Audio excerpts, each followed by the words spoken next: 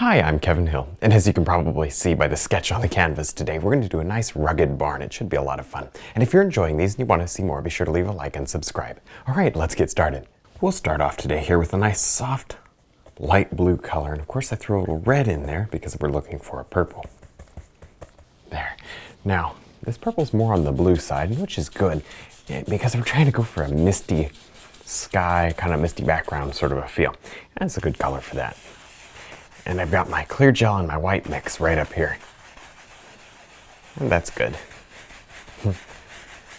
Now let's see. A little more red and blue. And watch this, if you put a little black into it, this is kind of interesting. Put a little black into it and get that thing real dark and go a little more blue. Let's go up to the corner and make that just a little nicer up top. That makes a big difference. See how that makes it nicer? I like that a lot. Now I'm going to scrub in some soft background trees and bushes and stuff like that. I tried not to cover up my barn. I can barely see it. I don't know if you guys can see it, but take a look at my palette here. So I've got every shade of brown you could want. Well, I got a lot of them. And now we're just going to use this to kind of scrub in some of these areas. I'm starting with the light tones, and we can actually put dark tones over this. What am I doing? That's not the right order. Well, it's not, but in a painting that's kind of covered with mist, and that's what we're doing, obviously. It's okay to kind of get some light tones in there, because if you don't, it won't look misty, so we got to have them. So I'm actually going to cover that area up. I'll put that back in later. But at least this way you have them, and then, you can play around with your other darker tones around this. Nice. I like that. And then maybe just, keep it going. Maybe get lighter tones and maybe softer green tones. That'd be kind of pretty. Right over here. Yeah, all sorts of variation is always a good thing. Now I'm going to fill in the light side of the cabin. And originally I was not too sure where the light was going to come from. I think I've decided, though, that, did I call it a cabin? I think it's a barn. Ignore what I say. Anyways, I'm just teasing. What I was saying is let's have it, the light coming from the left, moving to the right. There we go. So of course that side's lighter, and you can use a filbert brush and dark, because the filbert brush was dirty. I just didn't want to, that's my brush for light. And now here's the dark. And you see I would spend a couple minutes putting in some more color, just the same idea as before, just more color. I think I used the 3/4 brush and kind of did some scrubbing action, maybe some dabbing there. All right, keep this intact as much as possible. Looks decent. I think I'm gonna go ahead and just get rid of my door. I have a door painted in there and I want it. I just don't want to deal with it right now. It's just not important. I'll try to keep that beam though. Nice. Now I've mixed up two colors here, a nice soft gray color and then a rust color. And as you can imagine, we're going to be painting the roof. And I still can see my sketch for the most part, so that's great. You see what a pencil sketch really does, helps so much.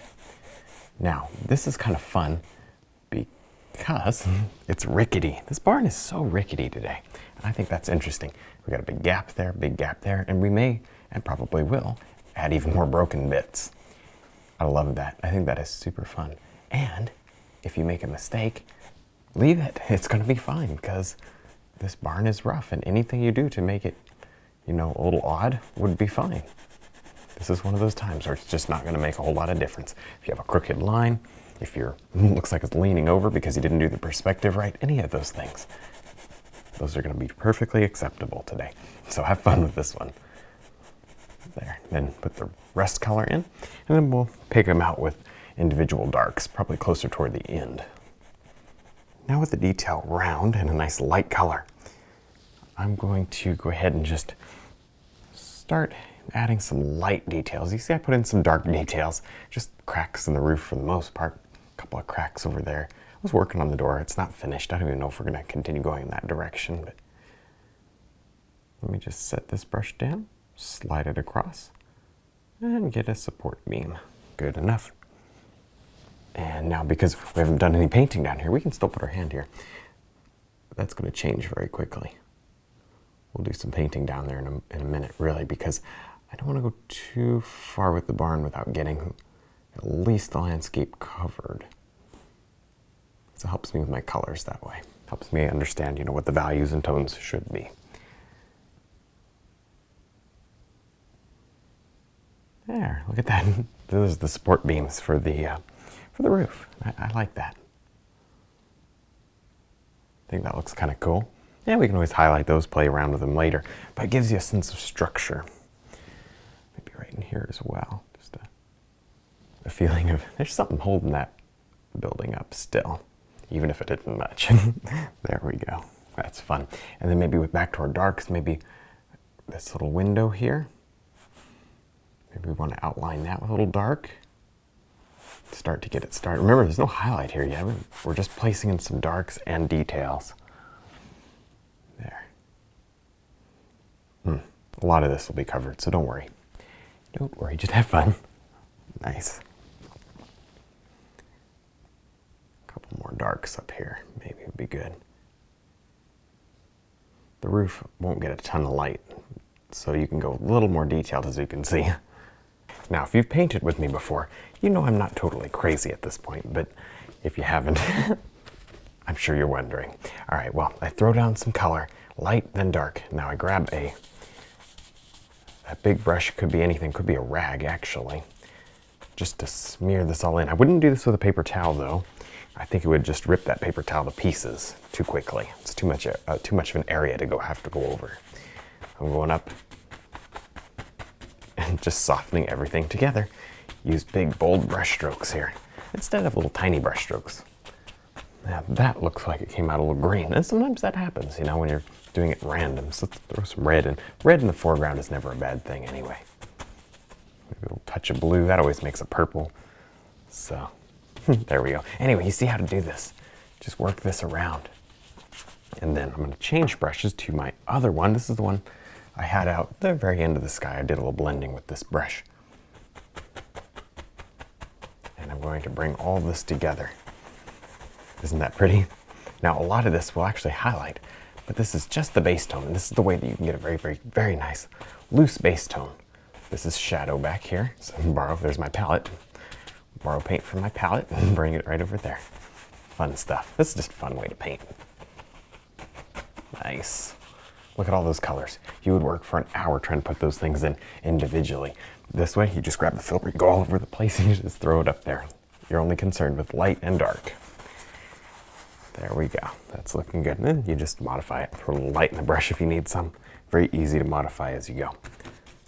I'm going to do something here that I almost never do, which is thin down some paint on a line. Well, okay, I always thin down the paint on a liner brush, but I don't do it now. I always do it at the end. So just a side note, the minute I'm done with the liner brush, all that thin paint goes onto the paper towel, and it's not going to stay on my palette, because I do not want to thin any of my other colors. But this tree up here, I put in with the detail round brush just to get a placement for it. And it's, you know, look how fuzzy it is. A few fuzzy limbs are okay, but most of them I'd like to have relatively sharp. So I'm going to go back over them and make them a little bigger. Now I've mixed up a light color on the fan brush. I'm going to break it open, and you guys know the drill. This is very easy. We're using our standard wonderful grass texture. There. I think the Spring Melt DVD, yeah, that's the one, is really good for showing you grass and stuff like this. That's, you know, it's simple to do after you learn it, but it helps you to learn it a little better. If you need extra help with this sort of stuff, that's maybe something you should look into. Rather than wasting your time, you know, getting frustrated, it's sometimes easier just to kind of sit down with a nice long lesson and just figure out the right strokes, watch it in detail, pause it, go back, you know, all that good stuff, and really learn that way. But it's up to you. just my thought. There, put more of our golden tones in there. Looks good. All right, and they don't all have to be the same. There's some red, why not? Of course, going back here to the barn, you want to get just a touch, and I don't really actually know what we want to do there yet, but you want it to get just a touch softer. It's fairly tall grass though, so maybe make it a little taller than that. Fairly tall grass. Yeah, that helps it look closer. And then over here, maybe we'll get these even bigger with the liner brush. Now let's go ahead and start with our highlight on the barn. So I've got white. I had squirted out a little fresh white, as you can see. And I also forgot to wipe that area up, so I went ahead and did that a minute ago. So now everything should be good. All right, let's see. See if we can get some light back into this barn. Well, back into. We've never really had. Let's see if we can get some light into the barn. All right, this is fun. You gotta have fun when you paint, right? You can't take yourself too seriously. Just get in here and have a good time. There, stroke it down. The more you stroke it, guess what? I bet you don't even need me to say it. The more you stroke it, the softer it gets. There you go, I said it anyways. Oh boy, there we go. And it's okay to have some hard edges in here. In fact, go for it. Have as many hard edges in here as you would like. Because this is, it's man-made. Some of these boards are hard. Cut straight, cut flat, all that good stuff. And it's fairly close. It's not like this is far away or anything. This whole painting isn't actually very far. Doesn't mean it doesn't have depth. It's just not very far. You know, the maximum distance is not that far away. It's not like a mountain, 100 miles away. That's actually looking pretty good, isn't it? I like that. And we can play around with this forever if we want to. We're just sort of getting everything started. Got to start somewhere. This is where we're starting. And right here, let me get my palette up here. I'm taking some light. And just a bit of light here on this roof I think would be good. I didn't want much. We knew that from the beginning. We'll touch out there. Just some. Sort of indicate some of these roof panels. Adds a little harshness as well to the roof, which we needed. You don't want it to be too smooth. There, that's good. Now I thought it might be kind of fun to add a little extra detail. This is a barrel. If it turns out good, then fine. If it doesn't, we'll just put black right back over it again. And so I'm just trying to highlight it, and it's going to be just a little bit further down than the house, kind of in front of the house a little. Okay, the barn. I called it the house. There we go. Crazy. You gotta sometimes hold your breath when you do stuff like this and kind of stab at it. That looks halfway decent, I think. Not bad. Adds a little detail, right? And we can put plants and things around this to make it seated, right? You don't have to see the entire thing. We can, if we want to. I don't know how, again, kind of just winging this one. We can try to put a little ring around it.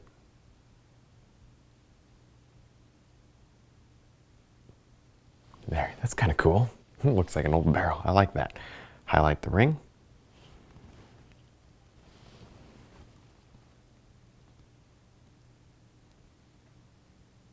There. Cool. Then some dark. And I'll just do details like this, random things. Maybe a rake or a shovel. It didn't matter, boards.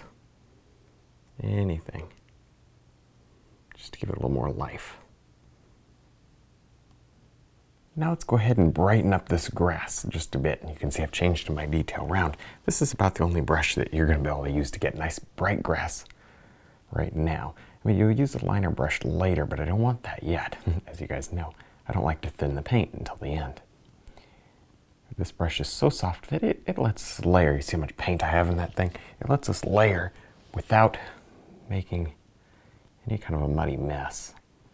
Just lightly touched. If it doesn't come off, load more paint. If it still doesn't come off and you got a lot of paint on there, you can either wipe it with a paper towel, which is perfectly great to do, or you can just leave it and get it with a liner brush at the end. It's up to you. Doesn't make any difference to me. It should result in a similar effect. There we go. Just brighten that grass up a little. It doesn't take a lot here. I'm not looking to make it go totally crazy, but I do want this a feeling of really light, kind of brown grass. This is obviously either winter somewhere not so cold or getting to be winter somewhere very cold, right? I like it. Now let's go ahead and finally highlight these fence posts. I've just put them in a while ago and they've just been sitting here looking at me. So let's finally get a little light out onto them. You can use all sorts of different colors. I'm going to throw some red in. Red is a foreground color. I will just say one caution with red today. This is clearly rusty up here, right? That's why we got the red. But there's not a lot of color in our sky. There's not a lot of color in the clouds, right? So I don't want a lot of color in the foreground either. This is Misty. And I think that we'll actually do better by keeping a little on the gray side. I don't mean to take out all the color altogether. I love color. But I'm thinking, just keep it a little quieter than maybe you would think you would want to. I don't know. Try it. See if you like it. I'm going to do that. And I think we're going to get a better painting. I think it's just simply going to look, yeah, it'll look more natural. There you go. Nice. This is a wonderful soft brush. And it layers paint very, very well over this. And you may need to wipe out your fence posts a little, depending on how much paint you put down the first time.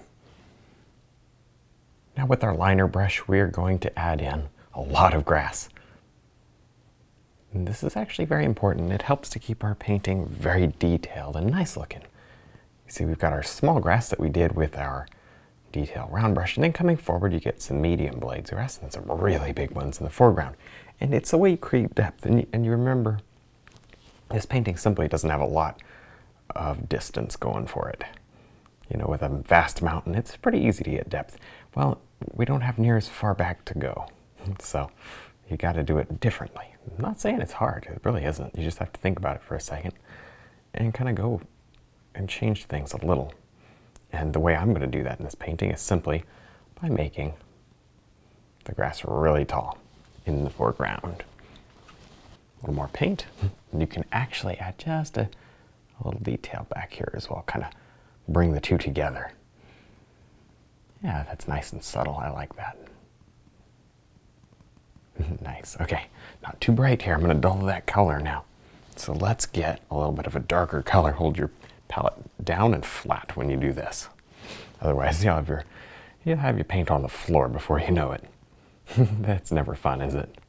But if you painted with the liner brush, I bet you've had paint on the floor, or at least down your arm, or something like that. There, of course, you might be one of those people that paint with the palette flat on the table. I like to do that too. It's easy. All right, well, I think we're done. I had a lot of fun. I hope you did too. Don't forget to check out our website, DVDs, and brush line. Thanks for watching.